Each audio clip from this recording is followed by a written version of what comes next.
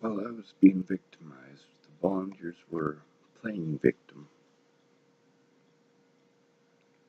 That's the reason I was being victimized.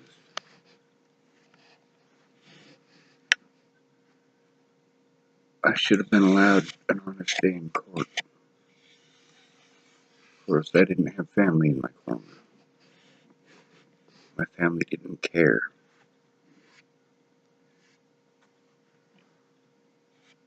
There's a lot of people that were not in my life for a reason.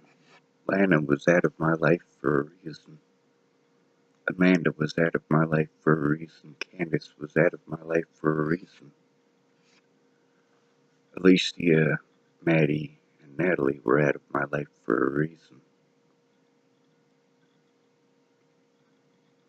My dad was out of my life for a reason. My mom was out of my life for a reason. My little brother was out of my life for a reason.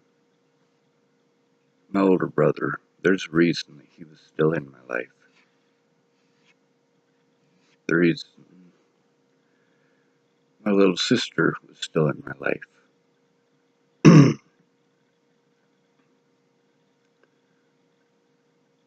I needed help. Not mental help. I needed legal help. There's a bunch of videos on YouTube. I recorded a bunch of phone calls. There's about 70 of them. Shows how complacent people get when it's not happening to them. See, there's certain issues that prevented me from not only having an honest day in court, but even having the most basic of resources like access to my own mail. It's expensive to be falsely accused. Nobody cares about homeless rights except for the homeless. And by then, of course, it's too late. For me, not being able to see my friends and family, actual family, not relatives, the people who made my life more positive, it was a pain in the ass. The police, volunteers, and courts did everything that they could to threaten, harass, and intimidate anybody who tried to help me. And then they want to play victim. Well, that's not going to stop me from speaking out. When I left Ken and Leah's on the 26th of December of 2017, I told Ken I was going to find my voice. Turns out my voice is the only thing I have. What the volunteers did was wrong. What they did to Natalie was wrong. What they did to me was wrong. What these web crazies did to both of us was wrong.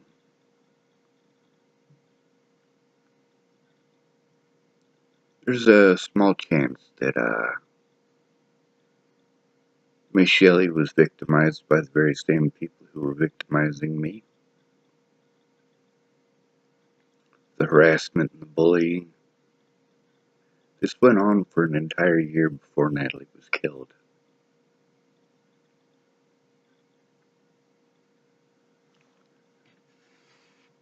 When I'm done with somebody, I'm done with them. When somebody shows me their true colors, well, I gotta pay attention to those colors. Do those colors brighten my life? Or do they make it dark again? I reconnected with an old friend here. She doesn't know the whole story, not even close. She has a family to take care of. Just like most of these people, they have actual family, and that's the point.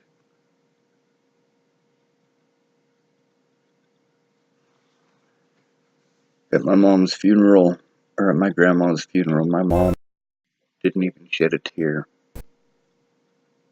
She was pissed off that I was there, And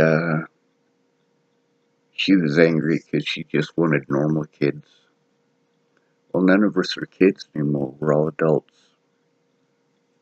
And there's no such thing as normal.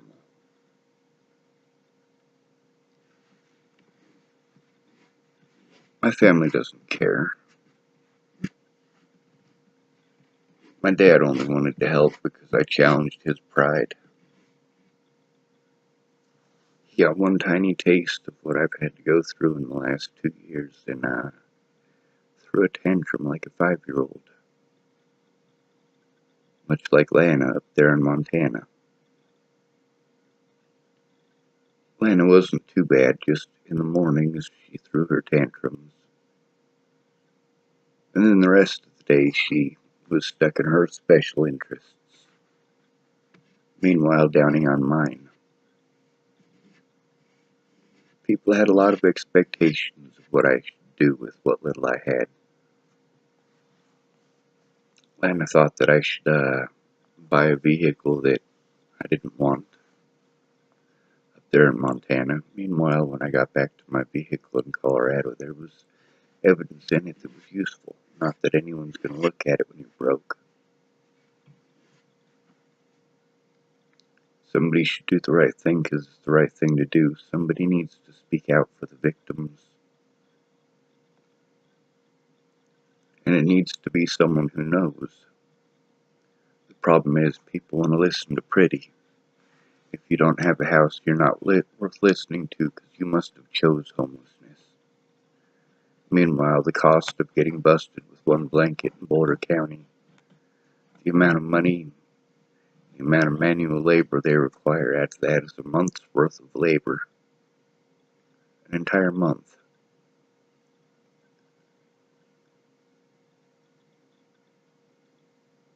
People talk about how great a country this is. How great can it really be if your rights are based on money? If you have no money, you have no rights. I'm tired of actual predators getting away. I'm tired of victims having to side with predators because of money. Because of fear of what happens if you don't have the money to keep a roof over your head, especially if you have children. So many people have to live with their predators because they can't afford to get away. And we talk about all this help that these people have. Really, it's all just tokens. We pretend like we care. We let rich people set up programs that just cost money and we call it welfare. Meanwhile, it costs these people more to get those services than they ever get out of them in many cases. You need somebody to go in there with you or you get nothing.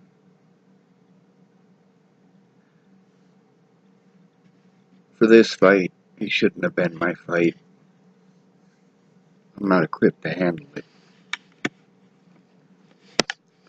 It should have been somebody who's young and good looking, has lots of support. You see how easy it is to destroy somebody's life with one false accusation. I should have been allowed a day in court. I should have been allowed the opportunity to defend myself. I should have been allowed to defend myself in Virginia, but I wasn't. When I got back to Boulder, I should have been allowed the opportunity to defend myself, and I wasn't. When I got to Chapel, I should have been allowed the opportunity to defend myself, and I wasn't. When Natalie died, I should have been allowed the opportunity to defend myself, and I wasn't. When somebody's cruel to me, I walk away. With Natalie, that was the one opportunity or one time in my life that I wasn't allowed to walk away. I walked away and they followed me. They followed me to Colorado. They should have left me alone and allowed me to defend myself.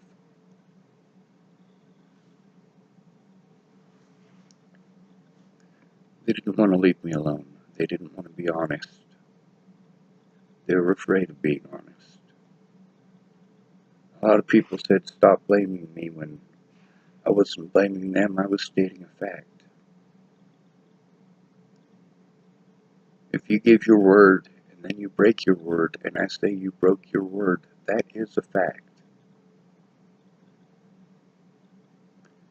If there are reasons that you couldn't keep your word, those reasons are important.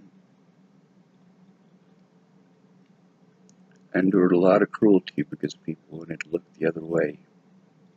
Pretend it wasn't happening because it wasn't happening to them. Meanwhile, we live in a society that propagates rape. We live in a society that victimizes the victims. And how important you are is dependent upon your gender, your skin color, your sexual preference, your religion,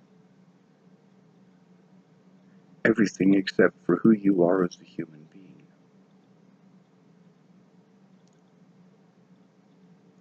A pretty person's lies can get a lot of people killed. Whereas somebody who's not pretty telling the truth doesn't matter because people don't want to pay any attention because they're not pretty.